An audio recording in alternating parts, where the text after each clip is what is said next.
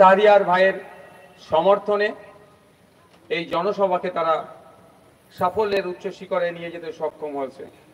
ধন্যবাদ জানাবো দীর্ঘক্ষণ ধরে যারা এখানে উপস্থিত আছেন, অর্থাৎ দর্শক বন্ধু যারা আছেন, তাদের মূল্যবান সময় দিয়ে এই জনসভাকে আপনারা সাফল্যের উচ্চ শিখরে পৌঁছাতে সহযোগিতা করেছেন। ধন্যবাদ জানাবো রাজ্য কমিটি নেতৃত্ব, জেলা কমিটি নেতৃত্ব এবং ব্লক কমিটি যে সমস্ত নেতৃত্বরা এসেছেন। আরো ধন্যবাদ জানাবো সাংবাদিক বন্ধু সহ প্রশাসনের বন্ধুদেরকে। দেখুন, সময় স্বল্প, আগামী মাসের 20 তারিখে ইলেকশন আসছে। নির্বাচনটা কি আসছে? আপনার পঞ্চায়েতকে জিতবে সেটা নয়, সমিতি কাদের দায়িত্ব থাকবে সেটা নয়, দেশ পরিচালনা করবেন 543 জনের মধ্যে থেকে একজনকে আমরা তাকে নির্বাচন করে আমরা এই শ্রীরামপুর লোকসভার মধ্য থেকে আমরা পাঠাতে পারবো। তার নির্বাচন, অর্থাৎ যে পার্লামেন্টে 543 জন মিলে আইন তৈরি করবেন, যে আইনটা জনগণের পক্ষে হবে, যে আইনটা কৃষকের পক্ষে হবে, যে আইন জনবিরোধী হবে তার বিরোধিতা করবে, এমন এক লক্ষ্যে আমরা এই 16 লক্ষ মানুষের মধ্য থেকে আমরা নির্বাচিত করে পার্লামেন্টে পাঠাবো। কিন্তু দুঃখের বিষয়, আমাদের মধ্যে এমন ভাবে ভুল মিথ্যার আশ্রয় নিয়ে এমন ক্যাম্পেইন করছে, আমরা বিগত 3 বার যেভাবে মুখ থুবড়ে বললাম, যাকে পার্লামেন্টে পাঠালাম, আমাদের অভাব অভিযোগের কথা, আমাদের চাওয়া পাওয়ার কথা, আমাদের রুজি রুটির কথা, আমরা ডে লেবার, আমরা কৃষক, আমরা শ্রমজীবী মানুষ, আমাদের মিনিমাম ওয়েজেসটা যাতে ঠিকঠাক করে হয়, দিনের শেষে আমরা নাগরিক, আমাদের অধিকারটা যাতে আমরা ঠিক মতো বুঝে পাই, তার কাজের জন্য পার্লামেন্টে পাঠালাম। কিন্তু দুঃখের বিষয়, আমি অপদার্থ বলছি, এই শব্দ প্রয়োগ করতে আমাকে একবারও দ্বিধাগ্রস্ত হচ্ছি না, কারণ যে অপদার্থটাকে আমরা 3 বার পার্লামেন্টে পাঠিয়েছি, আমাদের কথা বলা তো দূরের কথা, উপরাষ্ট্রপতিকে নিয়ে তিনি মিমিক্রি করতে ব্যস্ত। অবশ্যই প্রত্যেকটা মানুষের রাইট আছে, সমালোচনা করতে পারে, কিন্তু সমালোচনার একটা স্তর হওয়া দরকার। তাকে আমরা ওখানে মিমিক্রি করতে পাঠাইনি, আমরা সংখ্যাগরিষ্ঠ মানুষ, তাকে ভোট দিয়ে পাঠিয়েছিলাম। এই যে মাঠে আছেন, মাঠের রাইট সাইডে যে স্বাস্থ্য কেন্দ্রটা আছে, এটা ডেভেলপমেন্টের জন্য, হেলথের ডেভেলপমেন্টের জন্য, এডুকেশনের ডেভেলপমেন্টের জন্য, এখানে রাস্তাঘাট থেকে শুরু করে মানুষের যেভাবে ডেভেলপমেন্ট করা যায়, এখানকার নাগরিকের যাতে রুজি রুটি বৃদ্ধি হয়, তার জন্য পার্লামেন্টে পাঠিয়েছি। আর অপদার্থ সেখানে করে সে গিয়ে মিমিক্রি করছে। তাই সময় এসেছে, আপনারা ডিসাইড করুন যে আগামী দিনে খামচিহ্নকে পার্লামেন্টে পাঠাবেন না প্রাক্তন শ্বশুর প্রাক্তন জামাইয়ের মধ্যে যে নাটক চলছে তাদের মধ্যে কাউকে পাঠাবেন, আপনারা ডিসাইড করুন। কদিন আগে একটা ভয়েস লিক হয়েছিল, দেখেছিলেন? ভয়েসের সত্যতা আমিও জানিনি, কিন্তু ওখানে যান শুনছি নাকি একটা প্রাক্তন শ্বশুর জামাইয়ের মধ্যে একটা কথোপকথন হচ্ছিল, একটা কনভারসেশন হয়েছে টিকিট লেনদেনের ব্যাপারে। আর গতকালকে একটা ভিডিও দেখছিলাম, সেই ভিডিওতে বর্তমানে ঘাটালের বিজেপির প্রার্থী বলছেন, আমি অমুকের অফিসে গিয়েছিলাম কিন্তু আমার দলের নেতৃত্বকে জানিয়ে গিয়েছিলাম। অর্থাৎ একজন এমএলএ, বিজেপির এমএলএ তৃণমূলের অফিসে যাচ্ছেন, বিজেপির নেতৃত্বকে জানিয়ে যাচ্ছেন। তাহলে এদের মধ্যে কত ভালো সম্পর্ক আছে বুঝতে পারছেন? আমরা যারা এখানে ভাবছি যে রাজ্যে নাকি বিজেপি এসে যাবে বলছে, বিজেপিকে আটকানোর জন্য নাকি তৃণমূলই যথেষ্ট, তাদের বলছি একটু দেখুন কৃষ্ণ কল্যাণী বাবু, বিশ্বজিৎ দাস মহাশয়, বিজেপির তিনি এমএলএ, আর তৃণমূলের হয়ে তিনি প্রতিদ্বন্দ্বিতা করছেন এমপি ক্যান্ডিডেট হয়ে বনগাঁতে। কৃষ্ণ কল্যাণী বাবু বিজেপির তিনি এমএলএ, রায়গঞ্জ সিট থেকে তৃণমূলের হয়ে তিনি প্রতিদ্বন্দ্বিতা করছেন। এদের যখন যে লিডারের প্রয়োজন হয় আদান প্রদান করে। আর এদিকে প্রাক্তন শ্বশুর জামাই মিলে বাংলা নয় শুধু। আর আপনারা যদি ফিরে আসি, আমাদের শ্রীরামপুরের মানুষকে ফুল বানানোর চেষ্টা করছে। তাই শ্রীরামপুরবাসীর কাজ হবে, জগৎবল্লভপুরবাসীর কাজ হবে, এই বর্গেছিয়াবাসীর কাজ হবে, এই প্রাক্তন শ্বশুর জামাইকেও আমাদের পক্ষ থেকে একটা করে গোলাপ ফুল দিয়ে সাইড লাইনে বসিয়ে রাখা, রিজার্ভ বেঞ্চে বসিয়ে দেওয়া। লাভটা কি হবে? এমপির কাজটা কি? শুধুমাত্র রাজধানী করে বা ফ্লাইটে চড়ে দিল্লি গিয়ে সই করে তার সাম্মানিক ভাতাটা নেওয়া? এই এমপিকে চ্যালেঞ্জ করে বলছি, যিনি বিদায়ী এমপি, বর্তমান তৃণমূল কংগ্রেসের যিনি প্রার্থী হয়েছেন, তার দলের নেতা কর্মীরা মাইকের আওয়াজ অনেক দূরে আছে, তারা শুনছেন। তাদের মাধ্যমে এমপি মহাশয়ের কাছে আমি খবর পাঠাতে চাই, বিধানসভায় তো বিধানসভা টিভি নাই, সংযুক্ত মোর্চা তথা আইএসএফ একটা বিধায়ক বাকি 43টার উপরে কিভাবে কথা বলে, বাকি 293টার উপরে কিভাবে কথা বলে, জনগণের অধিকারের নিয়ে ভাঙড়বাসীর চাওয়া অভিযোগের কথা কিভাবে এখানে পার্লামেন্ট বিধানসভার মধ্যে তুলছে, সেটা তো আপনারা দেখাবার সুব্যবস্থা করেননি। কিন্তু আমরা প্রত্যেকেই জানি পার্লামেন্ট টিভি আছে। পার্লামেন্টের মধ্যে আমরা যে সমস্ত প্রার্থীদেরকে জিতিয়ে পার্লামেন্টে পাঠিয়েছি, তাদের ভূমিকা কি আমরা পার্লামেন্ট টিভির মাধ্যমে দেখতে পাবো। আমাদের এখান থেকে যাদেরকে পাঠিয়েছিলাম 2019 সালে সিএ এর ভয় দেখিয়ে আমাদের ভোট যারা লুট করেছিল, যখন সিএ এর আইন পাস হয়েছিল, পার্লামেন্টে এখানকার যিনি বিদায়ী এমপি, তিনি কিনার নামটা কি ভুলে যাচ্ছি গো, দেখতেই পাই না, নামটা কি মনে থাকবে, খুঁজে পান কি নাম? হ্যাঁ, কল্যাণ ব্যানার্জি মহাশয় সিএ এর সময় কি ভূমিকা পালন করেছিল মনে আছে কারো? আমরা তো শুনেছি 8 জন এমপি ভোট দেয়নি, তাই তো? এর থেকে বেশি শুনিনি। তো আমাদের কল্যাণ বাবু যখন সিএ নিয়ে ডিবেট হচ্ছিল, তখন কি ভূমিকা পালন করেছে নিশ্চিতভাবে একটা ভিডিও ফুটেজ মার্কেটে ছাড়ুক। আপনাদের বলে রাখছি, এই কল্যাণ বাবুর কথা বলছি, খোঁজ নিলে দেখা যাবে যখন ভোটাভুটি হচ্ছিল 8 জন তো কল্যাণ বাবুদের টিমের ভোট দেয়নি, কিন্তু কল্যাণ বাবুর ভোটটা সিএ এর বিপক্ষে গিয়েছে না সিএ এর পক্ষে গিয়েছে, তার জবাবটাও কল্যাণ বাবুকে দিতে হবে। খোঁজ নিলে হয়তো দেখা যাবে। মমতা ব্যানার্জির খুব কাছের মানুষ কল্যাণ বাবু, তার মমতা ব্যানার্জিকে তার ভাইপোকে বাঁচানোর জন্য যেভাবে 8 জনকে ভোটদান থেকে বিরত রেখেছিল, হয়তো কল্যাণ বাবুকে দিয়েই বিজেপির পক্ষে ভোটটা দিয়েছে, সিএ এর বিপক্ষে দেয়নি, সিএ এর পক্ষে দিয়েছে। যদি সৎ সাহস থাকে, কল্যাণ বাবু উপযুক্ত প্রমাণ দিয়ে দেখাক। যখন পার্লামেন্টে সিএ এর বিল পাস হচ্ছিল, তখন তিনি সিএ এর বিরুদ্ধে ভোট দিয়েছিলেন, অর্থাৎ বিজেপির বিরুদ্ধে ভোট দিয়েছিলেন। তার ডকুমেন্টসটা পাবলিক ডোমেইনে নিয়ে আসুক। প্রশ্ন করবেন না আপনারা? ভয় তো আপনাদেরকে এখন কিসের দেখানো হচ্ছে? কিসের ভয় দেখাচ্ছে? আমার হিন্দু ভাইদেরকে বিজেপি ভয় দেখাচ্ছে, মুসলমান নাকি সব নিয়ে নেবে। আর আমার মুসলিম ভাইদেরকে কি দেখাচ্ছে? বিজেপি নাকি তোকে মেরে ফেলবে। দুটোই আমাদেরকে বোকা বানাচ্ছে। প্রথম বলি, পশ্চিম বাংলা নয়, সারা ভারতবর্ষে 14 থেকে 16% মুসলিম আছে।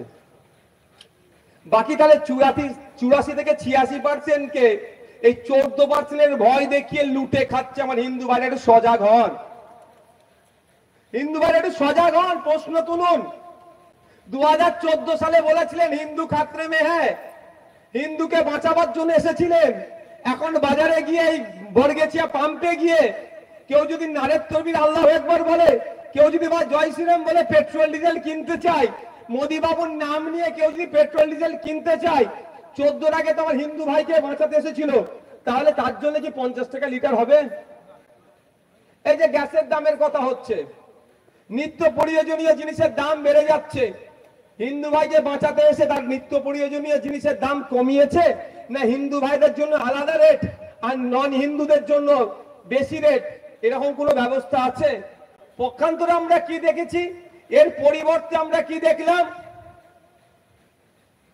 এলআইসি ওই 1956 দিকে সম্ভবত তৈরি হয়েছিল, 55-56 দিকে, মাত্র 5 কোটি টাকা ইনভেস্ট করে এখন এলআইসির প্রায় 30,000 কোটি টাকা সম্পত্তি আছে, সেটাকে বেসরকারীকরণ করে দিচ্ছে, অর্থাৎ শেয়ারটাকে বিক্রি করে দিচ্ছে। এলআইসির 99% কিন্তু আমার নন মুসলিম ভাইরা করে। ক্ষতিগ্রস্ত কাদের করছে? মোদিজি হিন্দুকে বাঁচাতে এসে হিন্দু ভাইকে প্রশ্নের সম্মুখীন করে দিচ্ছে। 2011 সালের আগে এই অভিষেক ব্যানার্জির পিসি ওই কল্যাণ ব্যানার্জি যেই দলের থেকে এমপি হয়েছিলেন, তার দলের নেত্রী মুসলমানরা বিপদে আছে, বিপদ মুক্ত করতে হবে মুসলমানদেরকে, শিক্ষা, স্বাস্থ্য, কর্মসংস্থানে মুসলমানদের অনেক দিতে হবে বলে অনেক কথা বলেছিলেন। কিন্তু 2024 চলছে, দায়িত্ব নিয়ে বলছি, মমতা ব্যানার্জির দলের মানুষের যদি সৎসাহস থাকে, আমার কথার মধ্যে যদি কোন ভুল ইনফরমেশন থাকে, আমার বিরুদ্ধে মানহানি মামলা করতে বলবেন। যে 2011 সালের আগে পশ্চিম বাংলার মুসলমানদের যতটা খারাপ সিচুয়েশন ছিল, 2024 এসে তার থেকে বেশি খারাপ জায়গায় ঠেলে দিয়েছে এই মুসলমানকে বাঁচাবার নামে। আমি দায়িত্ব নিয়ে বলছি, 2014 আগে আমার হিন্দু ভাইদের যতটা খারাপ অবস্থা ছিল, দেশ স্বাধীনের পর থেকে যতটা না ডিপ্রাইভ তারা ছিল, যতটা না ধর্মের নামে, যতটা না বর্ণের নামে, যতটা না জাতের নামে অত্যাচারিত হয়েছিল, 2014 থেকে 2024 চলছে। ডেটা তুলে দেখবেন, আমার দলিত ভাইদের উপরে, আমার আদিবাসী ভাইদের উপরে, আমার পিছিয়ে বর্গের ভাইদের উপরে এই বিজেপি সরকার থাকার পরে তার অত্যাচারের পরিমাণ কয়েক হাজার গুণ বাড়িয়েছে। সেদিন আমার জবাব দিবার সময় এসেছে। এই সময় এসেছে কেন্দ্রের ফাঁসিবাদী বিজেপি সরকার আর রাজ্যের স্বৈরাচারী তৃণমূল সরকারকে একইভাবে পরাস্ত করতে হবে। দুটো ফুল এখন এক্সপায়ার হয়ে গিয়েছে। এক্সপায়ার ফুল যদি বেশি দিনে বাড়িতে রাখা হয়, সেই ফুল পচবে, সেই ফুল পচে দুর্গন্ধ বার হবে, তার থেকে পোকা জন্মবে। ওই পোকা যদি আমাদের শরীরে আসে, আমাদের স্বাস্থ্যের অবনতি ঘটবে। তাই সময় এসেছে, ফুল এক্সপায়ার হয়েছে, দুটো ফুলকে আপনার সানগাদায় ফেলুন, খাম চিহ্নকে নিয়ে আসুন। খাম চিহ্ন আগামী দিনে সুস্থ সমাজ ব্যবস্থা উপহার দেবে। অনেক কথা বলেছিল, কি দেখলাম আমরা? দিনের শেষে একজন হিন্দুকে বাঁচাতে এসেছেন, একজন মুসলমানকে বাঁচাতে এসেছে। এসে কি দেখলাম? অমিত শাহজির ছেলে জয় শাহজি, তার ব্যবসা রকেটের গতিতে বেড়েছে, আর মমতা ব্যানার্জির ভাইপো অভিষেক ব্যানার্জি, তার সম্পত্তি রকেটের গতিতে বাড়ছে। আর আপনার আমার পাশের বাড়ির রাম কাকু, আপনার আমার পাশের বাড়ির রহিম চাচা, যে আগে ওই মার্কেটে বসে সবজি বিক্রি করতো, কাকা চাচা যাই বলুন না কেন, তার সম্পত্তি, তার অবস্থা কোথায়? ক্রমশ তলানিতে যাচ্ছে। যারা গার্মেন্টস শিল্পের সাথে আপনারা যুক্ত আছেন, তাদের উদ্দেশ্যে বলি, ব্যবসা এখন কোন জায়গায় গিয়ে পৌঁছেছে বলুন? আর ওইদিকে ওরা হিন্দু মুসলমান করছে। আমাদের দ্বারা ওটা সম্ভব হবে না। মানুষের অধিকার নিয়ে কথা বলবো, মুসলিম বঞ্চিত হলে তার কথা বলবো, আদিবাসী বঞ্চিত হচ্ছে তার কথা বলবো, মুসলিম বঞ্চিত হচ্ছে তার কথা বলবো, দলিত বঞ্চিত হচ্ছে তার কথা বলবো, মতুয়ারা বঞ্চিত হচ্ছে তাদের কথা বলবো, উচ্চবর্ণের মানুষ বঞ্চিত হচ্ছে তাদের কথা বলবো। জাত ধর্ম বর্ণ নির্বিশেষে বঞ্চিত মানুষের কথা বলবো। বঞ্চিত মানুষের কথা বলছি বলেই ওনাদের প্রচুর রাগ হয়ে যাচ্ছে। কে বলছে? একটা সময় ছিল সিপিএম এর টাকায় নাকি আমরা লালিত পালিত হচ্ছিলাম, বিজেপির কাছ থেকে নিচ্ছিলাম। এখন আমার সিপিএম এর বন্ধুরা বলতে শুরু করেছে তৃণমূল আর বিজেপি টাকায় হচ্ছে। ঠিক কথা, তাদের কথাটাকে সম্মান দিয়ে বলছি। আমাদের সুইস ব্যাংকে অ্যাকাউন্ট নাই। 34 বছর আপনারা শাসন করেছেন, একটু তো লাইন ঘাট আছে নিশ্চয়ই আপনাদের। একটা সুইস ব্যাংকে অ্যাকাউন্ট অন্তত আমাদের পার্টির নামে বা নাহলে আমাদের নামে একটু বানিয়ে দিতে বলুন না তাদেরকে। এত টাকা রাখবো কোথায়? সবাই বলছে টাকা দিচ্ছে, রাখার তো জায়গা রাখতে হবে ভাই। শুধুমাত্র আমাদের মধ্যে মিস কমিউনিকেশন করিয়ে, মানে ভুল বার্তা ছড়িয়ে আমাদেরকে প্রভাবিত করে আমাদের শুধু ভোটটা লুটতে হচ্ছে। আমার প্রশ্ন, একটা এমপির কাজ কি আপনাদের জানা দরকার। এটা পঞ্চায়েতের নির্বাচন হচ্ছে না, আপনার পঞ্চায়েতের প্রধান কে হবে? সমিতির নির্বাচন হচ্ছে না, সমিতির সভাপতি কে হবে? এটা দেশের নির্বাচন হচ্ছে। পার্লামেন্টে গিয়ে নাগরিকদেরকে কথা বলবে সেই রকম লোককে আমাদের পাঠাতে হবে। আজ এটা সিপিএম, কংগ্রেস, তৃণমূল, বিজেপি ভালো করে বুঝে গিয়েছে যে 294টার মধ্যে সংযুক্ত মোর্চার পক্ষ থেকে নওশাদ সিদ্দিকী বিধানসভার মধ্যে গিয়ে যেভাবে কথা বলছে, যদি আজকে জোট করি আইএসএফ এর পক্ষ থেকে যদি একটা পার্লামেন্টের মধ্যে পৌঁছে যায়, বাকি রাজনৈতিক দলগুলোর দোকান বন্ধ করে দেবে আইএসএফ একাই। ওরা ভয় পেয়েছে, ওরা ভয় পেয়েছে, সেই জন্য কি জোট হবে না। আরে ভাই পিছনে আস্তে আস্তে আস্তে দেয়ালে পিঠ থেকে গিয়েছে। আরে ন্যূনতম তো আমাদের আত্মমর্যাদা আছে না নাই ভাই? আমরা বলেছিলাম কি শেষ পর্যন্ত 7টা, তাও হলোনি। আপনাদের বলে রাখছি, আপনাদের জেনে রাখা দরকার, মাইকের আওয়াজ যাচ্ছে, আমার বামপন্থী বন্ধুরাও শুনছেন, প্রত্যেকের উদ্দেশ্যে বলবো 2021 নির্বাচনের কথা আমরা ভুলে যাইনি। দেগঙ্গা আমাদের জেতা সিট ছিল, আমরা সংযুক্ত মোর্চার হয়ে লড়াই করেছিলাম, আমাদের ভাগেশ দেগঙ্গা সিটটা পড়েছিল। কিন্তু দুঃখের বিষয়, ওই জোটকে ঘোট পাকানোর জন্য ফরওয়ার্ড ব্লককে দিয়ে আবার ঘোষ ঢুকিয়ে দিয়েছিল। আমরা ভুলে যাচ্ছি রানাঘাটের একটা সিটে আইএসএফ এর পক্ষে পড়েছিল, সেখানেও ঘোষ দেওয়া হয়েছে। নদিয়া চোপড়াতে সেখানেও ঘোষ প্রার্থী দেওয়া হয়েছিল শুধুমাত্র আমাদের হারাবার জন্য। আমি আপনাদের বলে রাখি, সে খবর তো আমাদের কাছে এসেছিল। আমরা যদি 3টেতেও রাজি হয়ে যেতাম, ওখানে কোন জায়গায় ফরওয়ার্ড ব্লককে দিয়ে, কোন জায়গায় সিপিআই কে দিয়ে, কোন জায়গায় আরএসপি কে দিয়ে আমাদেরকে ঘোষ দিয়ে আমরা যাতে পার্লামেন্টে যেতে না পারি, আমাদের কণ্ঠ যে কণ্ঠতে কোনো টিউনিং নাই, যদি না যেতে না পারে তার জন্য সর্বোচ্চ চেষ্টা করত। তার উদাহরণ তো দেগঙ্গাতে ভাই, আমরা প্রার্থী দিয়েছিলাম, ভাগে আমাদের পড়েছিল, তাদের ভাষায় সিট অ্যাডজাস্টমেন্ট। কিন্তু দুঃখের বিষয়, সংযুক্ত মোর্চা বলছে আবার কি বলছে সিটের ভাগাভাগি হয়েছিল। তার জবাব আপনারা দেবেন, আমি নতুন করে দেবার দরকার নেই। কিন্তু কি হয়েছিল, আমরা দেগঙ্গাতে আইএসএফ প্রার্থী দেবে, আইএসএফ প্রার্থী দেওয়ার পরেও ফরওয়ার্ড ব্লককে দিয়ে দিল। ফরওয়ার্ড ব্লক কত ভোট পেয়েছিল জানেন? তবে জেনে রাখা দরকার, 2200 সম্ভবত ভোট পেয়েছিল। কিন্তু পারসেপশন কি করলো, যে ভোট কাটাকাটিতে নাকি অমুক দল জিতে যাবে, সংখ্যাগরিষ্ঠ ভোটটা কোথায় গেল? চলে গেল। আমরা প্রায় 67,000 ভোট পেয়েছিলাম। যদি ঠিকভাবে লড়াই হতো, ঐক্যবদ্ধভাবে লড়াই হতো, দেগঙ্গা সিটটাও আমরা বার করতে পারতাম। দুঃখের বিষয় এই জায়গায় দাঁড়িয়ে হচ্ছে। আমি একটা কথা বলে যাচ্ছি, অনেকের রাগ হতে পারে, কিছু করার নাই, আমার বলতে বাধ্য হচ্ছি। একটু খোঁজ নিয়ে দেবেন আনাচে কানাচে, যে সমস্ত বামপন্থী বন্ধুরা আছেন, লিডার গোছের আছেন, যে সমস্ত কংগ্রেসের বন্ধুরা আছেন যারা লিডার আছে, একটু তাদের প্রতি ফলো রাখবেন। সকালবেলা পর্যন্ত, সূর্য অস্তের আগে পর্যন্ত এরা বামপন্থী থাকে, সবাই নয়, এদের মধ্যে অনেক ঘাপলা মেরে বসে আছে। সূর্যাস্তের আগের পর্যন্ত এরা কংগ্রেস থাকে, সূর্যাস্তের পরে এরা রাতের অন্ধকারে কেউ তৃণমূল হয়ে যাচ্ছে, কেউ বিজেপি হয়ে যাচ্ছে, কেউ আরএসএস হয়ে যাচ্ছে। এগুলো থেকে আপনারা সাবধানে থাকবেন, সাবধানে আপনারা থাকবেন। কেন জোটটা হলো না? দেখছি কি মলিশা পড়া মানুষ, পীরের ঘরের ছেলে, এ আর কি বলতে, একটা জিতে গেছে জিতে গেছে এরকম একটা ভাব। তারাই প্রচার করছিল ভিতর থেকে, ও আর কদিন উইকেটটা থাকবে, তৃণমূলে চলে যাবে। কিন্তু যতদিন যাচ্ছে, আপনাদের ভরসা, দোয়া, আশীর্বাদে, আমার আদিবাসী মায়ের দোয়াতে, আশীর্বাদে, আমার হিন্দু মায়ের দোয়া, আশীর্বাদে, যে মায়ের ছেলের চাকরি চুরি হয়েছে, যাই মায়ের ছেলে হয়ে গলা পাঠাচ্ছি, সেই দিয়ে কর্মচারীদের দোয়া, আশীর্বাদে দিনের পর দিন আইএসএফ এক দৃষ্টান্ত স্থাপন করছে। বিধানসভার মধ্যে, বিধানসভার বাইরে, সারা রাজ্যের মানুষ আইএসএফ এর দিকে তাকিয়ে আছে। শুধু ভয় পাচ্ছে, এখন আসতে পারছে না কেন সমস্ত শ্রেণীর মানুষ? কারণ কি বলুন তো? যদি অত্যাচার হয়, তারা অপেক্ষায় আছে। আপনাদের বলি, পার্লামেন্টে শ্রীরামপুর থেকে আপনারা পাঠান, আমি আপনাদের বলছি 2026-এর আগে জনসংখ্যা নিরিখে, অর্থাৎ মেম্বারের নিরিখে, ইন্ডিয়ান সেকুলার ফ্রন্ট ওই 100 বছরের দল, ওই 60 বছরের দল, 125 বছরের দলের কেউ ছাপিয়ে যাবে, দায়িত্ব নিয়ে আমি বলছি। শুধু অপেক্ষায় আছে, আমাদের কণ্ঠ পার্লামেন্টে যাবে কি করে, একটা হেভি অংশের মানুষ অপেক্ষায় আছে। এটা কিন্তু অনেকে বুঝতে পেরে গিয়েছে, এই জন্য জোট করা যাবে না। সবাই ভেগ ধরছে।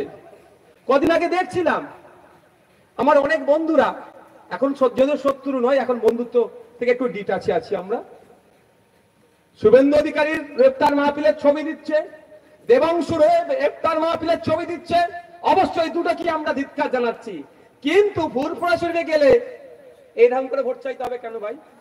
কেন বুঝতে পারছেন না? বুঝতে হবে, এখানেও সব পাখি মাছ খায় আর মাছরাঙার দোষ হয়। নবাবপুরে গিয়ে এরকম ভাবে ভোট চাইছে কেন ভাই?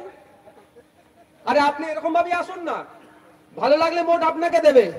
আপনি দেবংশু আর শুভেন্দু অধিকারীকে পিছিয়ে গেলেন না তো, তার সাথে আপনি রেসারেসি করছেন। আর আপনি বলছেন আপনি ধর্ম নিরপেক্ষ, ওরা খারাপ আপনি ভালো। সব পাখি মাছ খাচ্ছে আর মাছ না ঘাট ধ্বংস হচ্ছে। এখন আমাদের কাজ কি করতে হবে? নেট দিয়ে দিতে হবে। কি নেটটা? কি পুকুর বা মাছ যেন ওই পাখি না আর আসতে পারে, নেটটাই হচ্ছে খাম। আইএসএফ, আপনি আমার ভোট নেবেন, আপনি আমার ভোট নেবেন, আর আমি যখন নেতৃত্ব হতে চাইছি পছন্দ হচ্ছে না। আমরা কাদেরকে প্রার্থী করিনি, আমার আদিবাসী সমাজ থেকে তুলে নিয়ে এসেছি। আমরা আদিবাসী সমাজ থেকে নিয়ে এসেছি একজন অধ্যাপক। কারণ কেন আমি দেখেছি, আমি তো বিধানসভার সদস্য প্রায় 2.5-3 বছর হতে চলেছে। আমি তো ভেতরে সব নাটকগুলো দেখি, দুঃখ লাগে আমাকে। জঙ্গলের স্বাভাবিক অধিকার আদিবাসীদের কেড়ে নেওয়া হচ্ছে। সেখানে পশ্চিমবাংলার বিধানসভায় যে সমস্ত আদিবাসী সমাজের বিধায়করা আছেন সেই অর্থে শব্দ খরচ করেনি, সেই নওশাদ সিদ্দিকীকে বলতে হচ্ছে। আমি দেখেছি দলিত সমাজ তথা এসসি সমাজের বিধায়কগুলোকে, আর এসসি সমাজের এসসি কোটার যে সমস্ত চাকরিগুলো আছে নন এসসিরা খেয়ে নিচ্ছে, কাউকে প্রতিবাদ করতে দেখলাম না। সেই প্রতিবাদ করতে হচ্ছে কাকে? ইন্ডিয়ান সেকুলার ফ্রন্ট তথা নওশাদ সিদ্দিকীকে করতে হচ্ছে। অর্থাৎ পেছনে টিউনিং করা আছে। আপনারা যদি আমাদের সুযোগ দেন, যেমন বিধানসভার মধ্যে আপনাদের হয়ে সওয়াল করছি, আগামী দিনে এখানে সারিয়ার ভাইকে আগামী মে মাসের 20 তারিখে যদি খাম চিহ্নে ভোট দিয়ে জিতিয়ে পার্লামেন্টে পাঠান, আপনাদের কাছে আমি দায়িত্ব নিয়ে বলছি পেছনে কোনো টিউনিং থাকবে না। আমার সারিয়ার ভাই পার্লামেন্টে গিয়ে জলজমি জঙ্গলের অধিকার থেকে শুরু করে, এসটি এসসি সার্টিফিকেট থেকে শুরু করে, মাইনরিটিদের হয়ে কথা থেকে শুরু করে, ফুরফুরা শরীফ সহ যে সমস্ত রেল মানচিত্রে আটপুরকে ঢোকানোর কথা বলেছি আমরা, সেই আওয়াজ পার্লামেন্টে তুলবে। আমাকে আমরা দায়িত্ব নিয়ে বলতে পারি। আপনারা অবাক হয়ে যাবেন, ফুরফুরা শরীফে রেলের মানচিত্রে 3টে লাইন আছে, বাড়িপাড়া থেকে, তারকেশ্বর থেকে আর ডানকুনি থেকে। কিন্তু দুঃখের বিষয় এই তৃণমূল কংগ্রেস নোংরা রাজনীতির ফলে আমরা একটাও লাইন পেলাম না। আমরা রাজ্য সরকারের কাছে শুধু নয়, আমরা কেন্দ্রীয় রেলওয়ে মিনিস্ট্রিতে চিঠি করেছিলাম। শুধুমাত্র রেলের এক্সটেনশন ফুরফুরা শরীফ নয়, আর একটা ধর্মস্থান আছেন আটপুর ধর্মস্থানে, লাইনটা ফুরফুরা শরীফ থেকে এক্সটেন্ড করে আটপুর পর্যন্ত করা হোক। এটা ইন্ডিয়ান সেকুলার ফ্রন্ট, যে আমরা সব জায়গায় আমরা বৈচিত্র্যের কথা ভাবি। কিন্তু দুঃখের বিষয়, পার্লামেন্টে গিয়ে 3 বার গিয়েছেন উনি, অর্থাৎ 15 বছরে কত টাকা একটা এমপির হাতে আসে জানেন? জেনে রাখা আপনাদের দরকার। 1 বছরে 5 কোটি, 5 বছরে 25 কোটি, আর 3-25 75 কোটি। কিন্তু 75 কোটি টাকা আসেনি, কারণ ওই মমতা ব্যানার্জির মতো, ওই শুভেন্দু অধিকারীর মতো মিথ্যার আশ্রয় নিয়ে নওশাদ সিদ্দিকীর রাজনীতি করেনি। আপনাকে বলে রাখি, কোভিড পিরিয়ডে এমপিদের কিছু টাকা বন্ধ রেখেছিল, আমি ধরছি 70 কোটি। তাহলে 70 কোটি টাকা যদি শ্রীরামপুর লোকসভার মধ্যে ঠিকঠাক খরচ হতো, তাহলে শ্রীরামপুরের মানুষের এই এত রাত্রে এইখানে ভিড় করার প্রয়োজন হতো? একটু বলুন, আওয়াজ দেন। অসুবিধা হচ্ছে নাকি শুনতে? বলুন, শেষ করে দেবো। হতো? টাকা লুট হয়েছে, কাজ হয়েছে, 70 কোটি দেখিয়ে দেবে। কিন্তু 30%, 40% কোথায় গেছে? ঘুরে আবার কালীঘাটের পাশেই তো বাড়ি আছে ভাই, বাড়িটা কালীঘাটের পাশেই আছে, তো ওই কালীঘাটই বাড়ি আছে, ওখানে পৌঁছে গিয়েছে। তাই এমন এক এমপিকে আপনারা এমপি করে পাঠান, এমন এক প্রার্থীকে ইন্ডিয়ান সেকুলার ফ্রন্টের পক্ষ থেকে। তখন আপনাদের সামনে বলে যায়, আমাদের সারিয়ার ভাই কন্টেস্ট করছেন, ওনার টোটাল হিসাব আমরা কিন্তু ফাইল করে রাখছি। ওনার ইনকাম কত, খরচ কত, বছরে কি থাকেন, টোটাল বায়োডাটা নয়, সরি আপনার কি বলে ওটাকে, আমরা যেগুলো রিটার্ন, আইটি রিটার্ন আমাদের অফিসে আমরা ফাইলে জমা করছি। আপনারা জিতাবেন। প্রতি বছরে সারিয়ার ভাইয়ের কাছ থেকে আমরা কি করব, কত ইনকাম করেছেন, কত খরচ করেছেন, কি করেছেন, প্রতি বছরের আমরা ওখানে জমা রাখবো। যদি দেখি আয়ের বহির্ভূত ইনকাম ওই পার্সেন্টেজ খাওয়া টাকা হয়েছে, আপনাদের সামনে বলছি আমরা দলে তাকে রাখবো না। আপনাদের অনুমোদন নিয়ে আমরা বলবো আপনি অনেক কাজ করেছেন, আপনি চলে যান। এই দায়িত্বটা মমতা ব্যানার্জি দিতে পারবে? আমরা দায়িত্ব নিচ্ছি। বুঝে আসছে নাকি না? বুঝতে পারলেন না কি বললাম? ছিল ভ্যান চালক, ছিল একটা উকিল অ্যাডভোকেট, এখন কয়েকশো কোটি টাকার মালিক কিভাবে হলো ভাই? ওই বকলমে তোলা তুলে হচ্ছে, সেটা বন্ধ করতে হবে। একটা এমপির কাজ হচ্ছে এই লোকসভার মানুষের, এখানে কত মানুষ আছে, কটা বাজে, এখানে কত মানুষ আছে? 15 লক্ষ 16 লক্ষ, 15 লক্ষ 16 লক্ষ মানুষ আছে তো ভাই। এই মোদিজির গ্যারান্টির কথা বলছে, আমি একটা মোদিজির গ্যারান্টির কথা বলবো, শুনে যাবে না। আর দিদির ওয়ারেন্টির কথা বলবো, দুটি মুখ থুবড়ে পড়েছে। তো একটা, এই লোকসভাতে কত মানুষ আছে? প্রায় 20 লক্ষ মানুষ আছে, ভোটার 15-16 লক্ষ। আচ্ছা, এই 15-16 লক্ষ ভোটার যদি পার্লামেন্টের সামনে গিয়ে বলে আমার এই শিক্ষার ব্যবস্থা চাই, আমার স্বাস্থ্যের মানুষ মানে স্বাস্থ্য কেন্দ্র চাই, আমার বাস রুট চাই, আমার রেল রুট চাই, আমার ওই চাই, যেগুলো ভ্যালিড ডিমান্ড, যদি 16 লক্ষ মানুষ যে বলে, ক বছর লাগবে ভাই শুনতে?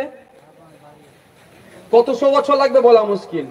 তাহলে সেই জন্য কি হয়েছে, একটা জনপ্রতিনিধিকে পাঠানো হবে এই 16 লক্ষ মানুষের মধ্যে। ভারতবর্ষে এই লিমিটেশন ছিল 10 লক্ষ, ওটা বেড়ে এখন 16 লক্ষ হয়ে গিয়েছে, 15 লক্ষ 14 লক্ষ, অর্থাৎ 10 লক্ষের উপরে চলে গিয়েছে। সারা দেশে 543 জনকে আমরা ভারতীয়রা ভোট দিয়ে সংবিধানের 341 নম্বর ধারা অনুযায়ী 18 বছরের ঊর্ধ্বে ভারতীয়রা ভোট দিয়ে পাঠাচ্ছি। কেন? আমার সর্বপ্রথম কাজ কি হবে একটা এমপির? আমাদের এই নির্বাচনী ক্ষেত্রে চাওয়া পাওয়া, অভাব, অভিযোগ যেইগুলো আছে সেইগুলো কি করা, পার্লামেন্টে তুলে ধরা। পার্লামেন্টে তুলে ধরবেন, যেই প্রধানমন্ত্রী হোক না কেন, যে ডিপার্টমেন্টাল মিনিস্টার হোক না কেন, তাদের কাজ কি হবে সেটাকে নোট ডাউন করে এই সমস্যাগুলো সমাধান করা। দ্বিতীয় কাজ কি, পার্লামেন্টে যে বিলগুলো আসে, ওই পুঁজিপতিদের পক্ষে যদি এমন কৃষক বিল এসেছিল তার বিরোধিতা করা, সিএ নিয়ে এসে বিভাজনের রাজনীতি করছে, মানুষে মানুষে বিভেদ করার চেষ্টা করছে, স্বল্প মূল্যে না আপনার শ্রমিক ক্রয় করার চেষ্টা হচ্ছে ওই সিএ এর মাধ্যমে, এনআরসির মাধ্যমে। সময় আসলে বুঝতে পারবেন, যদি বিরোধিতা না করেন ঐক্যবদ্ধ হয়ে, বুঝতে পারবেন এনআরসি কি ভয়ঙ্কর জায়গায় নিয়ে যেতে চাইছে। তো এইগুলো করার যখন পার্লামেন্টে পাস হয়, কাজ কি থাকবে? সেখানে পার্লামেন্টে গিয়ে টিকটক ভিডিও সেলফি তোলা নয়, ওই বিলের বিরোধিতা করা। আর কি কাজ হয়? নতুন কোন আইডিয়া আসলে সেই আইডিয়াকে ওই স্পিকার স্যারের মাধ্যমে কনসার্ন ডিপার্টমেন্টাল মিনিস্টারকে বা প্রাইম মিনিস্টারকে অ্যাড্রেস করা। এটা তো এমপিদের কাজ। দুঃখের বিষয়ের পরিবর্তে কি করছে, কে উপরাষ্ট্রপতিকে খিল্লি করছে, কে আমাদের রাজ্যের মুখ্যমন্ত্রীকে নিয়ে খিল্লি করছে, কে আমাদের দেশের রাষ্ট্রপতিকে নিয়ে খিল্লি করছে। এক কথায় নাটক করছে, না নাট্য মঞ্চ হিসাবে সেটাকে ব্যবহার করছে। তাই আমরা ইতিপূর্বে আমাদের এই জগৎবল্লভপুরের মানুষেরা, শ্রীরামপুরের মানুষেরা, আমার দাদু থেকে শুরু করে আমার পর্যন্ত 17 বার ভোট দিয়ে পার্লামেন্টে পাঠালাম, আমাদের কিছু লাভ হলো না। লাভ কাদের হচ্ছে? ওই দাদা দিদিদের লাভ হচ্ছে। আর এনাকে 3 বার পাঠিয়েছি। সময় এসেছে এই 17 বার ভোট দিয়ে আমরা ব্যক্তিগত নয়, সমাজের জন্য চাইছি, কিছু ডেভেলপ করতে পারেনি। এবার আসুন আপনাদের দায়িত্ব নিয়ে বলছি, ইন্ডিয়ান সেকুলার ফ্রন্টকে আগামী মে মাসের 20 তারিখে খাম চিহ্নে ভোট দিয়ে জিতিয়ে পার্লামেন্টে পাঠান। এই 17 বার জানা এই শ্রীরামপুরবাসীর জন্য আওয়াজ উঠেছে, একবার 5 বছরের জন্য গিয়ে তার থেকে কয়েক গুণ বেশি আওয়াজ তুলবে, মানুষের চাওয়া পাওয়ার কথা পার্লামেন্টে তুলে ধরবে। আমি ভাঙড়ের বিধায়ক, আমি এখন রিপিট করছি ভাঙড়ের দাবি নিয়ে। শিক্ষা, স্বাস্থ্য, কর্মসংস্থান, স্পোর্টস কমপ্লেক্স, লাইব্রেরি, রাস্তা, বাস, খালের উপরে কংক্রিটের বাঁধ, হিমঘর হয়ে গেছে। আমি এখন রিপিট করছি, দাবি আওয়াজ উঠছে। কিন্তু অপদার্থ হিংসুক সরকার নওশাদ সিদ্দিকী তৃণমূলে গেলে লুফে নেবে, কিন্তু নওশাদ সিদ্দিকী মানুষের কথা বলছি পছন্দ হচ্ছে না। কিন্তু ওদের শোনার অভ্যাস চলে গেল, আমার তো বলার অভ্যাস ছাড়বো না। আমি তো বলতে এসেছি ভাই, এই বলার জন্য জেল খাটলাম 42 দিন। আপনাদের নাসির মাস্টার মশাই আছেন, মাস্টার সাহেবদেরকে হয়তো অ্যারেস্ট করে নিত। 42 দিন জেল খেটেছি মানুষের হয়ে কথা বলার জন্য। আমার পাশের বাড়ির রাম কাকার ছেলে ক্ষুধার্ত অবস্থায় থাকবে, আমাকে হিন্দু মুসলমান করতে হবে, আমি পারবো না। আমার পাশের বাড়ি রহিম চাচার ছেলে চাকরি পাবে না, বসে ধন্যা দেবে, আমাকে হিন্দু মুসলমান করতে বলবো, আমি পারবো না। এই রাম কাকার জন্য, রহিম চাচার জন্য আওয়াজ তুলবে, তাতে যদি 4 বার কেন, 420 দিন কেন, 4 বছর জেলে থাকতে হয়, আমি ছাড়তে প্রস্তুত আছি। মানুষের জন্য আওয়াজ তুলবো। শুধু আমাদের বোঝানো কি হচ্ছে, ও হিন্দু, ও মুসলমান, ও খ্রিস্টান, ও দলিত, ও আদিবাসী। আর কতদিন হবে ভাই? 75 বছর ধরে তো আমাদেরকে এই শিখাচ্ছি, আমাদের মধ্যে এই বিষ তোমরা ঢুকাচ্ছ না। পার্লামেন্টের মধ্যে গিয়ে আমরা কাদের পাঠাতে চাইছি? অধ্যাপক বাপি সরেনকে। কারণ যে একজন আদিবাসী সমাজের শিক্ষিত লোক। আমরা পার্লামেন্টে কাকে পাঠাতে চাইছি? যার চাকরি শুরু গিয়েছে, মায়ুদ্দিন আহমেদ মাহিদাকে তমলুক থেকে পার্লামেন্টে পাঠাতে চাইছি। কারণ ও জ্বালাটা বুঝতে পারবে, ওর হয়ে চাকরি চোর, চাকরি যারা চুরি করেছে, যাদের চাকরি গিয়েছে, তাদের বিরুদ্ধে কথা বলবে। আমরা কাকে পাঠাচ্ছি? অধ্যাপক অজয় কুমার দাসকে, আদিবাসী দলিত সমাজে, যিনি মানুষের হয়ে সওয়াল করবে। মোদির গ্যারান্টি আর দিদির ওয়ারান্টি, আমরা বুঝতেই পারছি। দেখবেন একটা সময় ছিল 7 বছরের ওয়ারান্টি বা গ্যারান্টি বলে পাকা টাকা হ্যান ত্যান, জানেন তো? বাইরে থাকতো না, আমরা ওই অত বছরের গ্যারান্টি বলে আমরা কি নিতাম। অনেক ক্ষেত্রে কি দেখেছি, 7 বছর পরে হ্যাঁ দোকান খোলা ছিল, যে দোকান থেকে মালটা কিনেছিলাম 7 বছরের পরে বা 6 বছরের মাথায় খারাপ হলে গেলে কি হতো? দোকান থাকতো তো, আর দোকান খুঁজে পেতাম না, বা নিয়ে গেলেও দোকানদার বলতেন আমার মাল নয়। ঠিক এই গ্যারান্টি ওয়ারান্টি হচ্ছে। আপনাদের মনে আছে 2016 সালে ফ্রিডম 251 বলে একটা মোবাইলের বুকিং চলছিল? অনেকের মনে নাই।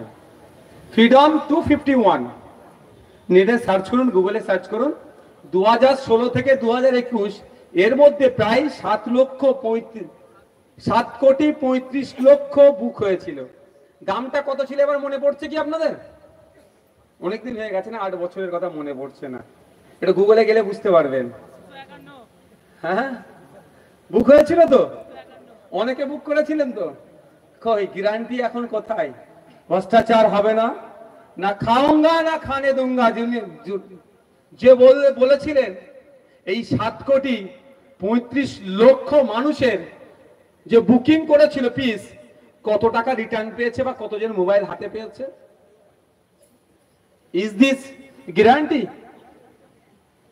প্রশ্ন করবেন না? বলেছিল ক্ষমতায় নিয়ে আসলে ডলারকে ছুঁয়ে টাকা উড়ে ডলারের থেকে বেশি হয়ে যাবে, এই ধরনের কথা বলেছিল না? লেটেস্ট গুগলে গিয়ে সার্চ করে দেখুন, এশিয়াতে যে সমস্ত রাজ্য দেশগুলো আছে, টপ 10টা দেশের টাকার বা কারেন্সির যে গুণমান, তার থেকে নিচে আমরা চলে গিয়েছি। সম্ভবত 21-22-এ আছি। 23টা কান্ট্রির মধ্যে আমরা 21-22-এর দিকে আছি। সেটাও ফেল করেছে।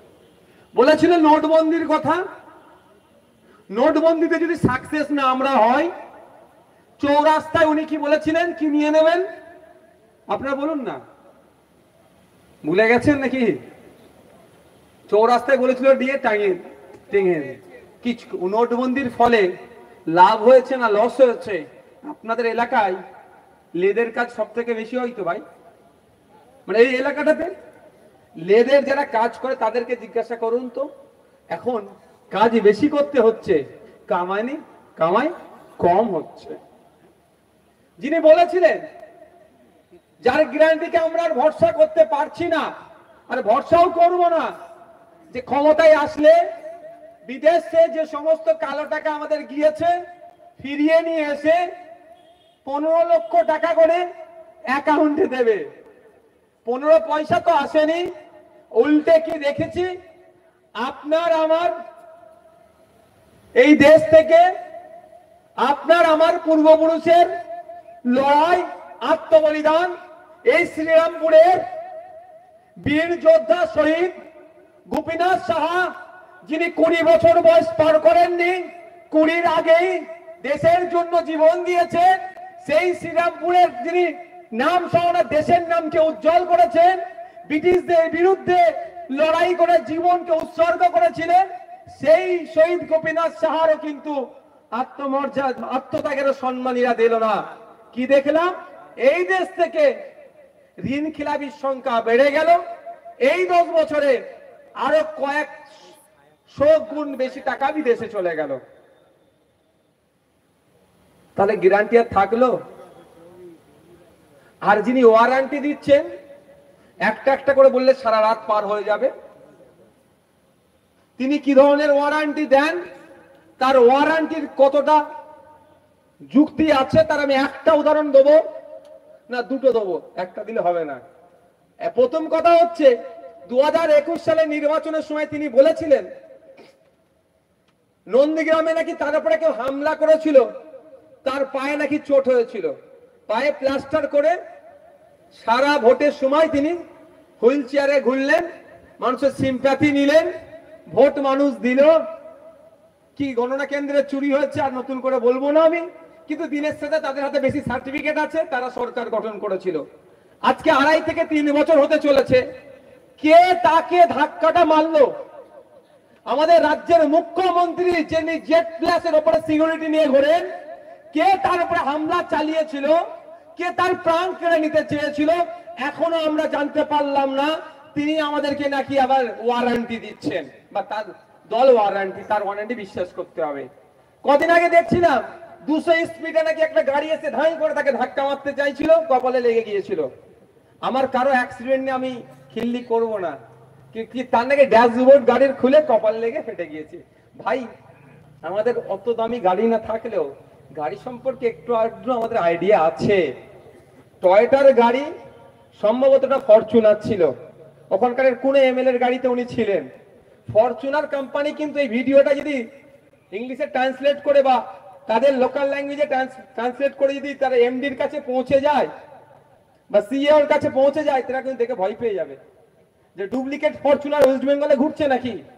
কারণ ফরচুনার গাড়ি মাঝে মধ্যে আমরা চেপেছি, সবসময় চাপিনি। তো ওর যত ওই রকম অ্যাক্সিডেন্ট হয়নি যে ফরচুনারের ড্যাশবোর্ড খুলে এসে কপালে লাগবে। ড্যাশবোর্ড খুলে আসার আগে ফরচুনার সব এই ধরনের হেভি ওয়েট গাড়িগুলো, যেগুলো বেশি দামি গাড়ি আছে, তার কি বেলুন, মানে পাতি ভাষায় বলছি বেলুন আসবে, খুলে মাথাটা বেলুনে যে লাগবে। তাহলে ডুপ্লিকেট ফরচুনারে উনি চেপে ঘুরছিলেন, তাহলে উনি একজন রাজ্যের মুখ্যমন্ত্রী হয়ে ডুপ্লিকেট ফরচুনারের চাপটির জবাবদিহি ওনাকে করতে হবে। আর অন্যথায় তিনি অসত্য কথা বলেছেন, সেটাও ছেড়ে দিলাম। কোন গাড়ি এসে তাকে ধাক্কা মারতে যাচ্ছিল, সেই গাড়িকে অ্যারেস্ট করা দরকার ছিল তো ভাই, তার ড্রাইভারকে অ্যারেস্ট করা দরকার ছিল তো। আমার নামে মিথ্যা মামলা হয়েছিল, আমাকে থানায় ডেকেছিল, আমার ড্রাইভার নাকি কাকে ধাক্কা মেরে দিচ্ছিল, আমার কি দোষ ছিল ভাই? আমাকেও ডেকেছিল, আমিও গিয়েছিলাম। তাহলে মুখ্যমন্ত্রীর, রাজ্যের যিনি অভিভাবিকা, তার গাড়ির সাথে যে করছে এরকম অন্যায়, তাকে তো অ্যারেস্ট করা দরকার ছিল, খুঁজে পেলাম না। তৃতীয়তে আসি, একটা না বললে নয়। কদিন আগে দেখলেন না, কপাল ফেটে রক্ত বার হচ্ছিল, আমাকে ময়া লেগেছে। এটা কিন্তু সত্যি কপাল ফাটা ছিল, বাকিগুলো অসত্য আমার কাছে, এটা কিন্তু সত্য। আসিলেন তিনি হসপিটালের বেডে, তার ছবি তুলে ফেসবুকে চলে গেল। কিন্তু আপনারা বলুন, আমরা পাড়া গায়ের মানুষ, আমরা কম ওনাদের থেকে সত্যি সচেতন। আমাদের মাথা ফাটা, হাত ফাত পেটে গেলে বা সাপে কামড়ালে আমরা কি করি? বলে আগে নাকি দড়ি বাঁধো। কিন্তু এটা দড়ি বাঁধাটা নয়, 100 মিনিটের মধ্যে সাপের, যে সাপ কামড়েছে অ্যান্টিভেনম দিলে হয়ে যাবে, দড়ি বাঁধলে কোনো কাজ হয় না সেই অর্থে। কিন্তু এটা প্রচলিত কথা, দেখ এটা বলছি না। কারো হাত কেটে গেলে, কারো মাথা ফেটে গেলে আমরা কি করি? টানা নাকড়া কাপড় যা পায় একটু জড়িয়ে দিয়ে তারপরে ডাক্তারখানায় নিয়ে যাই তো, হসপিটালে। তাহলে রাজ্যের মুখ্যমন্ত্রী যিনি জেড প্লাস নিয়ে ঘোরেন, তার মাথা ফেটে গেল। জেড প্লাসের সাথে মনে রাখবেন, আপনাদের জানিয়ে রাখি, এই যে কথাগুলো বলে যাচ্ছি, নিশ্চিত আগামী দিনে কল্যাণ বাবু বর্গেছিয়াতে প্রোগ্রাম করবে, তার কাজ হবে আমার কথাগুলোকে একটা একটা কাটা, তারপরে লোকের কাছ থেকে ভোট চাওয়া। ওই যে সত্যি কথা বলতে জানেন, যে কথাগুলো বলছো নিকে যুক্তি দিয়ে কেটে যাবেন।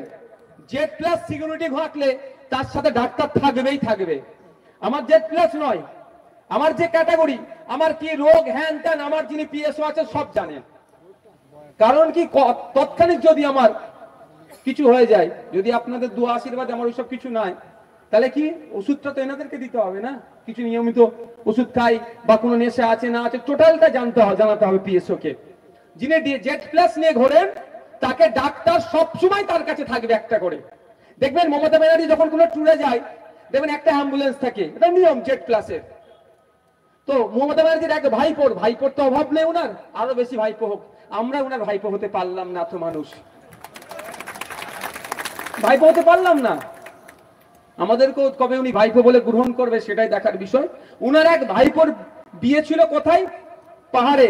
আপনারা দেখেছেন, সমালোচনা হয়েছিল, প্রায় 130টা নাকি ডক্টর নিয়ে গিয়েছিল, শিশু ডাক্তার থেকে শুরু করে বড়দের ডাক্তার পর্যন্ত। আরো অনেক রোগের ডাক্তার হয়তো নিয়ে গেছিল, তাকে ওই প্রসঙ্গে আমি যাচ্ছি না। তো ডাক্তার মাস্ট। তাহলে দিদিমণি যখন আমাদের রাজ্যের মাননীয়া, তিনি যখন, এটা শুনতে কারো অসুবিধা লাগছে ভাই? আরে কাদের অসুবিধা লাগছে না, হাত তুলুন তো। কারো অসুবিধা লাগছে না তো? ঠিক আছে, তাহলে একটু শুনে রাখুন, কাজ দেবে আপনাদের। ওই শুধু রাতের অন্ধকারে বলবে কাকে কান নিয়ে চলে যাচ্ছে, কাকের দিকে তাকালে হবে না, কানের দিকে তাকাতে হবে। তো জেড ক্লাসে ডক্টর থাকে, তাহলে উনি একে, আর ডক্টর যখন তাকে ফার্স্ট এড তখনই হয়ে যেত। আমি এসএসকেএম এ নিয়ে যে বেডে শুয়ে ছবি তুলে তারপরে ট্রিটমেন্ট করার প্রয়োজন ছিল? এটা অন্যায় হয়েছে, আমি এগুলো ছেড়ে দিলাম। এবার বলুন আপনারা, ওয়ার্ডানটির কথা বলছে, তিনি তার পরিবারের কাছ থেকে সুরক্ষিত তো? যখন বলেছিল 200 স্পিডের গাড়ি নিয়ে এসছে, অনেক কথা বলেছিলেন। যখন নন্দীগ্রাম নিয়ে অনেক কথা বললেন, কিন্তু বাড়ির মধ্যে কি ঘটনা ঘটলো সে কথা আজ পর্যন্ত বলছে না। এই ওয়ারেন্টি তো অভিষেক বাবু দিচ্ছেন ওনার পিসির হয়ে, ওই ওয়ারেন্টি গ্যারান্টি নিয়ে আস চলবে না, বাস্তবের ফিল্ডে থাকতে হবে। দায়িত্ব নিতে হবে অভিষেক বাবুকে, দায়িত্ব নিতে হবে মমতা ব্যানার্জিকে। কিসের দায়িত্ব? যে 42টা যে প্রার্থী দিয়েছে না মমতা ব্যানার্জির দলের পক্ষ থেকে, ইডি সিবিআই অনেকজনকে একবার করে মিস কল দিয়ে রেখেছে। কিছু আছে মনে গেরুয়া, বাইরে কি সবুজ। তবে একটা কথা বলি, গেরুয়া পোশাক নিয়ে আপনারা যারা আছেন কোনো প্রশ্ন নয়। জানেন আপনারা গেরুয়া পোশাক কাকে দেখে দেখতে হবে?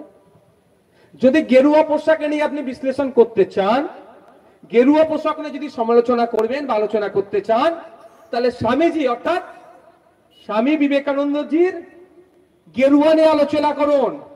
এই কালকা যোগী যারা গেরুয়া পরে মানুষের মধ্যে বিভেদের কথা বলছে, এদের গেরুয়া নিয়ে ব্যাখ্যা করবেন না। হ্যাঁ, বিজেপির গেরুয়া নিয়ে সমালোচনা করতে পারেন, কিন্তু স্বামীজির গেরুয়া, প্রকৃত গেরুয়াকে নিয়ে কোনোদিন আলোচনা করবেন মানে সমালোচনা করবেন না। কারণ গেরুয়া পোশাক হচ্ছেন ত্যাগের প্রতীক, আর এরা গেরুয়াকে চাপিয়ে ভোগ করার প্রতীক করে দিচ্ছে। এদের গেরুয়া কেড়ে নিতে হবে, বিজেপির কাছ থেকে গেরুয়া কেড়ে নিতে হবে। স্বামীজির গেরুয়াকে যারা অপমান করছে, সেই বিজেপির কাছ থেকে আমরা গেরুয়া আগামী দিনে কাটবো, এটা আমাদের শপথ নিতে হবে। এদের মনের মধ্যে গেরুয়া ভরে রেখেছে বিজেপির গেরুয়া, কারণ কৃষ্ণ কল্যাণী বিজেপি থেকে এসেছে, এখন তৃণমূলের কেন সিট দেবে না বলে বিজেপি হয়তো। মুকুটমণি অধিকারী বিজেপির এমএলএ, এখন তৃণমূলের এমপি ক্যান্ডিডেট হয়েছে। ওকে আপনি আমি ভোট দিয়ে জেতালে ও কালকে বিজেপিতে যাবে না গ্যারান্টি নিতে পারবে? কেউ বলতে পারবে? এই ধরনের অনেক কথা আছে। আর কিছু আছে কি মিস কল মেরে রেখেছে, একবার ED CBI IT miss call মেরে রেখে দিয়েছে, সে এখন তৃণমূলের হয়ে প্রতিদ্বন্দ্বিতা করছেন। জিতিয়ে দিলেন তাকে, যদি আবার ইডি সিবিআই ডাকে সপাঙ্গ তো চলে আসবে, কেন? অ্যারেস্ট হয়ে যাবার ভয়ে। তো মমতা ব্যানার্জি কি গ্যারান্টি নিতে পারবেন যে আমার দলের 42 জন যারা কন্টেস্ট করছে জিতে বিজেপিতে যাবে না? নিতে পারবে? বা যদি যাই তাকে সঙ্গে সঙ্গে আমরা সাসপেন্ড করব, ওখানে নতুন করে ভোটের জন্য অ্যাপ্লাই করব, এটা নিতে পারবে? আপনাদের মনে হয় নিতে পারবে? যে আমি এখান থেকে বলে যাচ্ছি, এখানে আমি বলছি এই মাটি হয়তো করতে পারে তৃণমূলের বন্ধুরা, এখানে তৃণমূলের বন্ধুরা এসে আমার জবাবটাকে দেবে, তারপরে ভোটের কথা বলবে। যদি মমতা ব্যানার্জি 10 টাকা 50 টাকা 100 টাকা স্ট্যাম্প পেপারে লিখে দেয় যে 42টা প্রার্থী যে কন্টেস্ট করছে তৃণমূলের, একটাও তৃণমূল ছেড়ে বিজেপিতে যাবে না, নওশাদ সিদ্দিকী 17টা প্রার্থী দিচ্ছে, সবকটা প্রার্থী তুলে নেবে। তবে আমার একটা শর্ত আছে, যদি একটাও চলে যায় বিজেপিতে, মানে যদি কেউ যায়, তাহলে দায়ীভারটা মমতা ব্যানার্জি নিয়ে এই সরকারটাকে তিনি কি করবেন? নতুন করে ভোট করার জন্য কনসার্ন ডিপার্টমেন্টকে চিঠি দিয়ে, অর্থাৎ এই সরকারকে তিনি গণতান্ত্রিক প্রক্রিয়াতে ভেঙে দেবেন, নতুন করে ভোটের ডাক দেবেন। এটা শর্ত আমার একটা। মনে হয় মমতা ব্যানার্জি লিখে দেবে। ডক্টর বলছেন, পারিবারিক বিষয় আমি বলতে চাই না, কিন্তু প্রসঙ্গক্রমে এসে যাচ্ছে। ডক্টর বলেছিল যে পেছন দিক থেকে নাকি কে ধাক্কা মেরে ওনাকে ফেলে দিয়েছেন, উনি ওনার পরিবারের কাছে সুরক্ষিত? এই আমার পিএসও, আমার কত অব্দি যাই, গেট পর্যন্ত যাই, যদি আমার বাড়ির মধ্যেও যাই, এই যেখানে আমি কথা বলছি, কেউ পারবে এসে আমাকে ধাক্কা মারতে? মনে হচ্ছে ছেড়ে দেবে? প্র্যাকটিস 1 সেকেন্ডে 2টো করে গুলি বার করা দেবে, প্র্যাকটিস 1 সেকেন্ডে যেটা আছে গুলি 2টো করে ছুটবে। এই ধরনের একটা প্রিমিয়ার ডিসপোজের প্র্যাকটিসের কথা এই আছে তো, এরকম থাকে, এটা আসবে 1 সেকেন্ড, এখানে 2টো করে গুলি মারতে হবে। তো এটা পাস করে এখানে এসে আছে, মনে হয় ধাক্কা দিলে পার পেয়ে যাবে? ও ধাক্কা দিতে পারবে, তারপরে গুলিটা কিন্তু লাগবেই, যেখানে চাইবে সেখানে মারবে। আগে AK-47 নিয়ে ঘুরতো, এখন AK-47 নেয় না, M5 দিয়েছে। কারণ আমি জিজ্ঞাসা করলাম, ও নেটে সার্চ ফার্চ করে দেখলাম যে M5 আর AK-47 এর কি ব্যাপার। AK-47 হচ্ছে একদম ধার করে উড়িয়ে দেবে, আর M5 হচ্ছে যেখানে টার্গেট করবে সেখানেই নাকে তো নাকে, চোখে তো চোখে, কপালে কপালে দিয়ে ঘুরছে। বুঝতে পেরেছেন? তো আমি বুঝানোর জন্য বলছি, তাহলে মমতা ব্যানার্জির সাথে তো পিএসও ছিল, হয় পিএসও ধাক্কা মেরেছে, নাহলে পিএসও ওখানে ছিল না, আর নাহলে পরিবারের লোক ধাক্কা মেরেছে ফেলেছে ওনাকে। এবার কেটা করেছে ওটা মমতা ব্যানার্জিকে ক্লিয়ার করা দরকার। তাই নিয়ে কোনো স্টেটমেন্ট হলো না, অর্থাৎ নিজের পরিবারের প্রতি তার কনফিডেন্স নাই। আর যদি পিএসও ধাক্কা মতো ছেড়ে দিত মনে হয়, তো ব্যাপারটা যে তার পরিবারের প্রতি তার যখন কনফিডেন্স নাই, 42টার প্রতি কিভাবে কনফিডেন্স রাখবে? তাই আপনাদের বলবো ভোটটা ওই জায়গায় দেবেন। যারা ভাবছেন বিজেপিকে আটকাতে গেলে তৃণমূলই লাগবে, দিনের শেষে বিজেমূল কিন্তু ক্ষমতায় আসবে। আর যারা ভাবছেন জোড়া ফুলের অত্যাচারে বিজেপিকে বড় ফুলকে ভোট দেব, একটু শুধু বলে রাখি 2021-এর পরে যে অত্যাচার আইএসএফ এর সাথে হয়েছে, বিজেপির সাথে হয়েছে, ভিন্ন রাজনৈতিক দলের সাথে হয়েছে, কিন্তু আইএসএফ এর চেয়ারম্যান কোনদিন মমতা ব্যানার্জির সাথে বসে চা খায়নি। শুভেন্দু বাবু কিন্তু এক জায়গায় এসি ঘরে বসে চা খেয়েছে, এটা মাথায় রাখবেন। আমি সেই দিনকেই চা খাবো যেই দিন এই বটগেছিয়া সন্ধ্যা বাজার বা সকাল বাজারে তৃণমূল, বিজেপি, আইএসএফ, কংগ্রেস যে দলের নেতা হোক না কেন এক জায়গায় বসে অন্তত নন এসিতে চা খাবে, মারামারি করবে না। সেই দিন অভিষেক ব্যানার্জি, মমতা ব্যানার্জি, শুভেন্দু অধিকারীর সাথে বসে দরকার লাগলে বসে চা খাবো। তুমি নিচের তলায় মারপিট লাগাবে আর উপর তলায় চা খাবো, আমার দ্বারাই হবে না। তো যারা বলছেন ভাবছেন জোড়া ফুলের অত্যাচারে বড় ফুলকে নিয়ে আসি সাইজ করবে, তারা কিন্তু দিবা স্বপ্ন দেখছেন। এরা এক জায়গায় বসে চা খাচ্ছে, মারামারি করে মরছেন বুথের স্তরে। আসুন আইএসএফ এর হাতকে শক্ত করুন, না জোড়া ফুলের প্রতি ভরসা করবেন, না আপনি বড় ফুলের প্রতি ভরসা করবেন, একদম নয়। আসুন খামচিহ্নের প্রতি ভরসা করুন। খামচিহ্ন আপনার উপরে যে অত্যাচার হয়েছে আইনের মাধ্যমে যথাসময়ে যোগ্য জবাব দেবে। তাই আপনাদের বলবো, বক্তব্য আমি দীর্ঘায়িত করব না, শেষে এসে বলছি, আমার কাছে এক্ষুনি বললো কে নাকি ভয় দেখাচ্ছে আমাদের আমাদের ছেলেদের নাকি মিথ্যা কেস দেবে। একটা কথা বলি, চারানা নেতাদের কথা বাদ দেন। জেলার বাঘ, বীরভূম জেলার বাঘ তৃণমূলের কাছে, নাম কি? অনুব্রত মন্ডল, জেলের ভাত খাচ্ছে, তিহার জেলের ভাত খাচ্ছে। শাহজাহান শেখ বলেছিল, যতটুকু আমি খবর পেয়েছি, যে সূত্র মারফত, যে 5 দিনের মতো তোকে জামিন করিয়ে দেবো, তুই ধরা দে। তুই তো ধরা দিতে চাইছিল না। আমি কিন্তু বারবার সেই সময় বলেছিলাম, যখন শুনছি শাহজাহান শেখ ধরা পড়বে ধরা পড়বে ধরা পড়বে, আমি কিন্তু মাইকের মিডিয়ার মাধ্যমে বলেছিলাম শাহজাহান কোর্টে এসে স্যালেন্ডার করুক যদি বাঁচতে চায়। আমি ভেবেছিলাম হয়তো ভিডিওটার কাছে পৌঁছে যাবে, একটু বিশ্বাস করে। কারণ আমি তো জানি তৃণমূল তার স্বার্থের জন্য যাকে দরকার তাকে বলির বাকড়া বানাবে। দেখেছি তো আমরা, ভুলে যাইনি তৃণমূলের আচরণের কথা। আপনার এলাকায় বলুন না, একটা সময় ছিল যারা তৃণমূলকে দলে নিয়ে এসেছে তারা আজকে সাইড লাইনে, কারণ তারা হয়তো ঠিকঠাক তোলা তুলতে পারেনি, ভাগ দিতে পারেনি। যারা দুদিনের আজকে যারা তোলা ঠিক করে দিচ্ছে তাদেরকে নিয়ে আসলো, কিন্তু যারা মার খেয়ে কেস খেয়ে দলটা করলো তারা কোথায়? আজকে সাইড লাইনে। যার যখন দরকার লাগবে তাকে ধরে দিয়ে দেবে। 1 সপ্তাহের মধ্যে বলেছিল কি বার করবে, এখন কি বলছে ওর ব্যাপারও বুঝে নেবে। আর সেই শাহজাহান শেখ কি বলছে বলুন তো? এখন বলছে নাকি আল্লাহ বিচার করবে। অবশ্যই আল্লাহ বিচার করেছে, আল্লাহ বিচার করেছে। আমি ধর্ম নিয়ে কথা বলি না, কিন্তু ওর প্রসঙ্গ টেনে বলছি, হ্যাঁ আল্লাহ বিচার করেছে। তুমি গরিব মানুষের, তুমি দলিত, আদিবাসী, মূল নিবাসী মুসলিম সমাজের জমিগুলোকে দখল করে নেবে, নুনা পানি ঢুকিয়ে দেবে। ও দলিত বলে আল্লাহ কি চুপ থাকবে? ও আদিবাসী বলে কি আল্লাহ চুপ থাকবে? ও গরিব মুসলমান বলে কি আল্লাহ চুপ থাকবে? তোমার বিচার আল্লাহ করে দেবে, জেলে রাখতে হবে আল্লাহ। এখন আল্লাহ বিচার করবে বলছে। কি অন্যায় করেছে ওখানে? তোমার দলের সাঙ্গপাঙ্গরা রাতের অন্ধকারে মা বোনেদেরকে ডেকে পিঠা বানানো হতো, আর তুমি নাকে তেল দিয়ে ঘুমাতে নাকি? তোমার ডাইটান রেপটান অন্যায় করতো, তুমি চোখ করে বসেছিলে। আল্লাহ বিচার করছে, তুমি কে আল্লাহ না জেল থেকে বার করে যত রকম ভাবে সিবিআই, ইডি বা যারা তদন্ত করছে জেলে যাতে পৌঁছায়। শুধু শাহজাহান শেখ নয়, যারা অন্যায় করেছে সেইটা আমরা সৃষ্টিকর্তার কাছে চাইবো না? এখন উনি সিম্প্যাথি পাওয়ার জন্য আল্লাহ বিচার করবে বলছে। তো আল্লাহ বিচার হচ্ছে। এই পাড়াতে যারা চারানার মস্তান আছে বলবেন, এখন শাহজাহান শেখ গেছে, পরে যাবে কে? লাইন দেখার আছে। ও হ্যাঁ, মমতা ব্যানার্জি যাকে বলেছিল না তুই বোম্বা দিস। ব্যাপারটা আমি আপনাকে বলি, বাঘ জঙ্গলের রাজাকে খিদে পেয়েছে। এখন তো যেহেতু রাজা কেন বলছি বুঝতে পারছেন না, সর্বোচ্চ ক্ষমতা নিয়ে আছে, খিদে পেয়েছে। তো ছাগল বাচ্চা দিলেও খাবে, আর ফুটফুটে হরিণ ছানা দিলেও খাবে।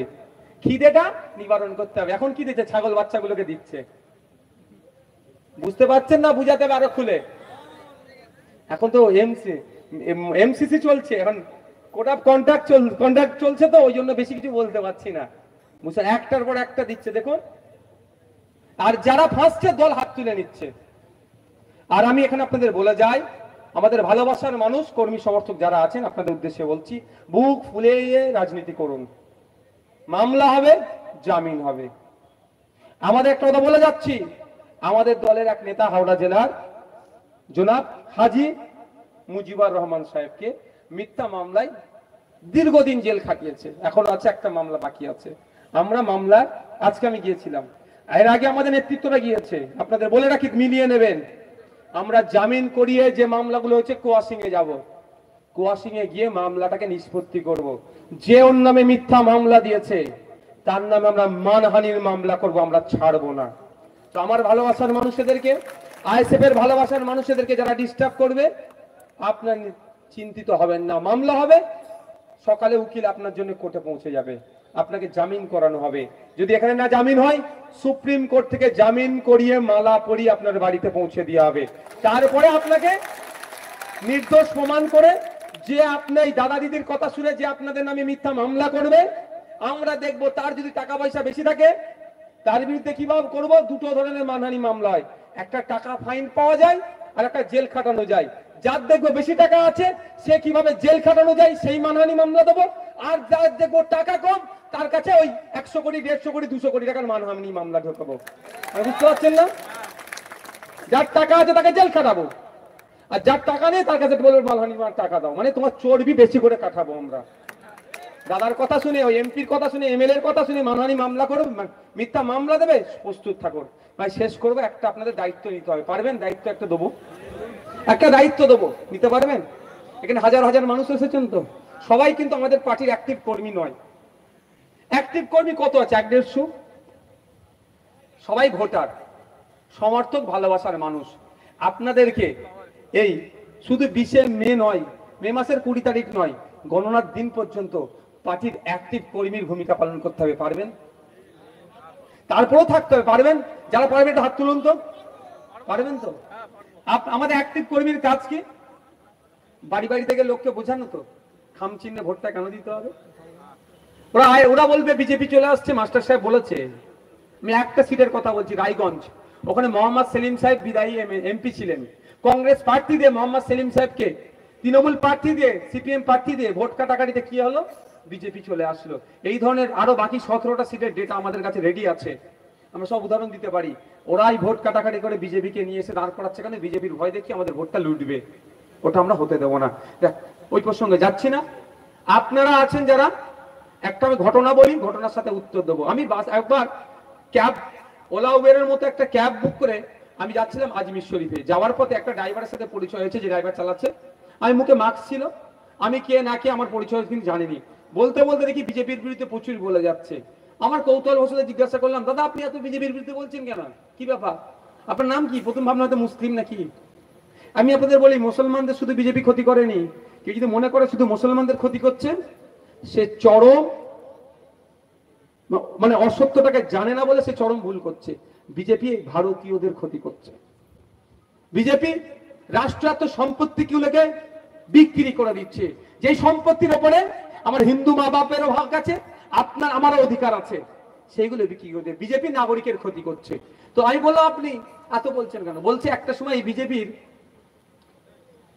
ওই হিন্দু খাতরে নিয়ে, হ্যাঁ, হিন্দুকে বাঁচাবার টোপো আমি খেয়ে নিয়েছিলাম, অর্থাৎ বিজেপির হয়ে ভোট করিয়েছি বা বিজেপিকে ভোট দিয়ে আমরা আনলাম। এনে কি দেখেছি? যখন নন বিজেপি সরকার ছিল, দিনে 9টা 10টার দিকে, মানে দিনে যে মেহনতটা করতাম 3-4 হাজার টাকা ইনকাম হতো গাড়ি চালিয়ে। এখন মেহনত দ্বিগুণ করে দিচ্ছি, বা অনেক বেশি মেহনত করছি, এখন ইনকাম কত হচ্ছে? অনেক কম। তাহলে আপনি একজন ক্যাব ড্রাইভার, আপনি বিজেপি এরকম করে কি লাভ পারবেন বিজেপিকে হারাতে? বলতে যে ভুলটা করেছি আমাদের পরের প্রজন্মর কাছে বা আমাদের যারা ছেলেপুলে আছে তাদেরকে এই যে পাপটা করেছি, পাপের প্রায়শ্চিত্ত আমাকে করতে হবে। আমি কিভাবে? বলছে আমি ক্যাব ড্রাইভার, আমি 10টা ভোট যদি বিজেপির কাছ থেকে মাইনাস করতে পারি, অন্তত পরের প্রজন্মকে বলবো আমি পাপ করেছি, অন্তত সেটাকে আমি কিছুটা হলে প্রায়শ্চিত্ত করলাম। তাই আমরা 2014 আগে যারা ভেবেছিলাম বিজেপি আমাদের উপকার করবে, আমরা 2011 সালের আগে যারা ভেবেছিলাম তৃণমূল আমাদের উপকার করবে, আমরা এসে দিনের শেষে কি দেখছি? উপকার তো দূরের কথা, আমাদের অপকার হচ্ছে। শিক্ষার কথা যারা বলেছিল, স্বাস্থ্যের কথা যারা বলেছিল, মান উন্নয়নের কথা যারা বলেছিল, উল্টে আমরা কি দেখছি? স্বাস্থ্য কেন্দ্রের অবস্থা খারাপ, শিক্ষা কেন্দ্রের শিক্ষক নাই, সবটাই ভেঙে ফেলেছে। লিগাল ইল্লিগাল মদের দোকান ওদের পাড়ায় পাড়ায় শুরু করে দিয়েছে। তো এই যে পাপ আমরা করেছি, প্রায়শ্চিত্ত আমরাই করবো তো নাকি ভাই? তো তার কথা ধরে বলছি, আপনারা দায়িত্ব নিন, 10টা করে ভোট বিজেপি আর তৃণমূল থেকে মাইনাস করিয়ে পাপের প্রায়শ্চিত্ত করিয়ে খান চিহ্নের পক্ষে নিয়ে আসুন। এটা পারবেন ভাই? যারা এসেছেন 10টা করে ভোট পারবেন?